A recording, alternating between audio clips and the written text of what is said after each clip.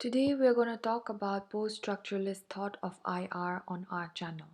Let me tell you, if you haven't subscribed to the channel, please do so to continue to watch more videos on topics of political science. These are what we will be covering today. Without further ado, let's begin. Much like constructivism, post-structuralism in IR is influenced by social and philosophical theory. It is found that the early development of post-structuralist thought was centered in France during the 1960s and 70s. But it is the works of Richard Ashley, Robert Walker, James Derderian, Michel Shapiro that introduced post-structuralism to IR in the 1980s. The motivation for the turn to post-structuralism was not purely theoretical. But in the wake of the end of Cold War, scholars were dissatisfied with the way realism and its revivification at the time through neorealism remained powerful in the face of new global transformations.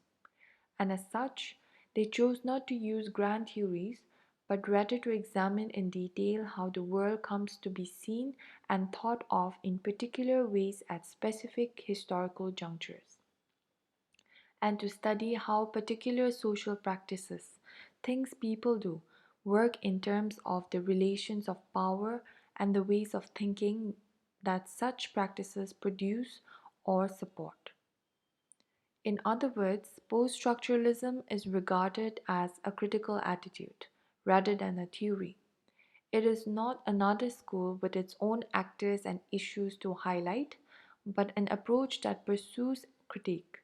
It has disturbed many of the conventions that have long stood as the natural truths of the field, and the goal is to provide new intelligibilities and alternative possibilities for the field. There is a lack of consensus over the label among scholars who associates with this strand of critical thinking, and it can be a source of confusion. We find that both terms are normally used to describe the same set of practices in IR textbooks. Scholars who held on to the term postmodernism, such as Bleecker, explains that postmodern first achieved prominence in literary criticism and architecture, but eventually spread into virtually all realms, including international relations. Bleecker distinguishes the term as both a changing attitude and fundamentally novel historical condition. Similarly, Berg differentiates postmodern, a set of theories, from postmodernity, a historical period, and focus on postmodernism as a theoretical orientation and a set of concerns about global politics. Haynes and other scholars, for them, postmodern is centrally concerned with the nature and consequence of modernity and develops a thorough critique of the Enlightenment project. Post-structuralism is more concerned with the nature, role and function of language and how social meaning is constructed through language. Jacques Derrida is a key figure here, whereas Campbell asserts that if we are to understand what is meant by postmodern, we also have to be concerned with modernism. It refers to the predominant cultural style of the period from the 1890s to the outbreak of the Second World War, encompassing the ideas and values in the painting, sculpture, music, architecture, design, and literature of that period. Postmodern is the cultural, economic, social, and political formation within modernity that results from changes in time space relations, while post structuralism is one of the interpretative analytics that critically engages with the production and implication of these transformations. Post structuralism has a critical relation to structuralism also. Structuralists, they aim to study the social and cultural construction of the various structures that give meaning to our everyday lives, Post-structuralism is equally concerned to analyze such meaning-producing structures, but in a manner consistent with transformations in the social order of the late 20th century. Heikki Patomäki suggests in his article that many followers of Derrida and Foucault would prefer to refer their research program as post-structuralism rather than postmodernism. Foucault's post-structuralism offers thoroughgoing questioning of foundations around. Post-structuralism has called into question the Enlightenment foundation of international relations, not to repudiate its significance for the field, but to pry into power doctrine on nuclear times. Post-structuralists are concerned with forms of subjectivity in the sense that it is concerned with the constitution of the subject. The subject does not arrive into the world fully formed. Post-structuralists abandon any residual notion of pre-existing subjectivity. This is also in accord with their concern with the dualisms which structure human experience, such as the inside-outside binary, according to which inside is deemed to be the self-good primary and original, while the outside is the other, dangerous, secondary, and derivative.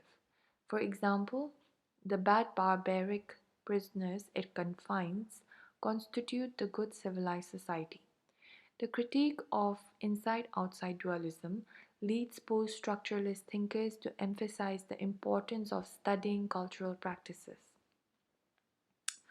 Instead of claiming that reality is understood by isolating the internal nature of the object studied, for example, states and their desire to maximize power, post-structuralist studies the cultural practices through which the inclusion and exclusion that give meaning to binary pairs are established. This shift to cultural practices means that post-structuralists refuse to take identity, individual or collective, as given and unproblematic. Post-structuralists such as Campbell claims that identity is not fixed by nature, given by God, or planned by intentional behavior. Rather, identity is constituted in relation to difference. But neither is difference fixed by nature, given by God, or planned by intentional behavior. Difference is constituted in relation to identity. Identity construction is achieved through the inscription of boundaries, which serve to demarcate an inside from an outside, a self from other, a domestic from a foreign. It is constituted by an order always dependent upon the marginalization and exclusion of other identities and histories. The post-structuralist approach to IR share a different view of power. Traditionally, power has tended to be thought of as something that can be possessed. States or individuals have power and some have more than others. Foucault, however, argues that power should be seen not as something that pre-existing entities possesses, but something as produced in relationships. Power to Foucault is productive. It is productive because of the limits and constraints. Foucault does not speak of power but of power relations. Relations of power establish the limitations of self, other, inside relation to outside, but without those limitations, those notions of self inside, other, outside would not be exist. Limitations, therefore, are productive. We know what the thing is by knowing what it is not. The aim here is to understand various forms of exclusions that constitute the world as we find it.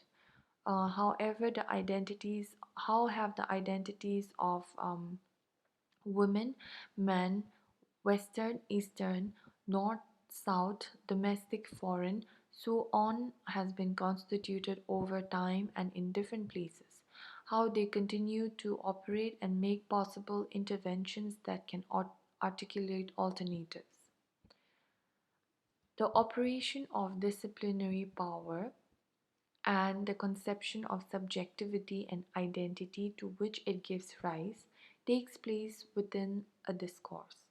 It is referred to a specific series of representations and practices through which meanings are produced, identities constituted, social relations established, and political and ethical outcomes made more or less possible. Object, subject, states, material structures, etc., are constructed through the language. Discourses are not only constitutive but are also performative. For instance, sovereign states are constructed by discursive practices such as security discourse, immigration policies, policymakers discourse about national interests, economic investment, threat, danger, or existence of foreigners in their countries, etc. Hence, in post structuralist thought, discourse not only describes the world but also constructs it. In conclusion, we find how we have this shows us how post-structuralism has been able to elucidate us into rethinking about concepts of power and identity. In doing so, it has offered an invaluable challenge to traditional foundations and methodologies of the discipline of IR. Thereafter, post-structural thought has also been decisive in bringing the idea of security under fundamental scrutiny. With this, we have come to the end of this video. If this video has been of any help to you, please give it a thumbs up and subscribe to the channel for more. Thank you for watching.